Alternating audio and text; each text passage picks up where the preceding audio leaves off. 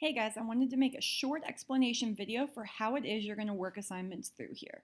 So first thing it says to do is we're going to open the Google Doc by going right down here and clicking on Review of Basic Skills.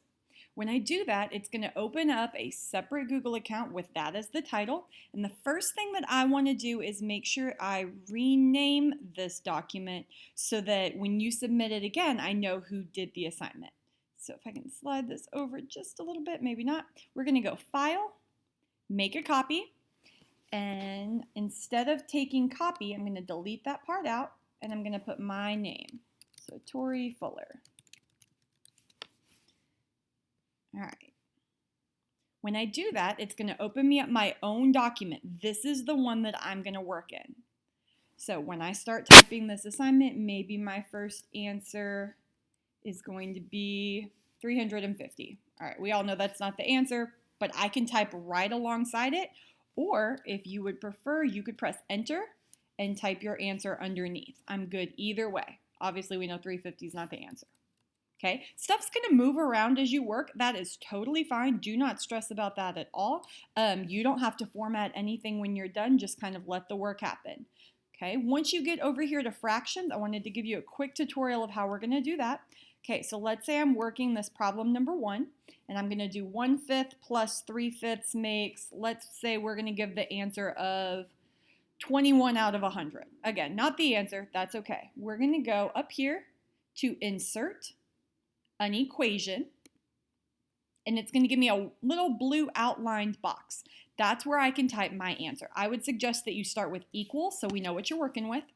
And then over here, where there's a little square root symbol, a parenthesis, an X, and kind of some stacked boxes, says math operations. If I click on that, A over B is going to set me up with an empty fraction. So if I click on that, you can just barely see the little fraction bar, but I could type my answer 21 on the top. And instead of pressing the down arrow, like you might kind of obviously think to do, we're actually going to press the right arrow. So if I move arrow to the right, it moves me down below and I can type my denominator. When I'm done typing, I just click out of it. Okay? So if I was going to do another one, just like you type negatives, you might have to move your arrows around. So if I'm in this place again, I would say, all right, equal, make my insert an equation, and say this one I want it to be -1/3. I would make my fraction, type my 1, arrow to the right, type my 3, and then I could arrow back to the very beginning to put my negative out front. Also, if you wanted to put it with the 1, you just arrow up to the top and put your negative. Both of those would mean the same thing. Okay?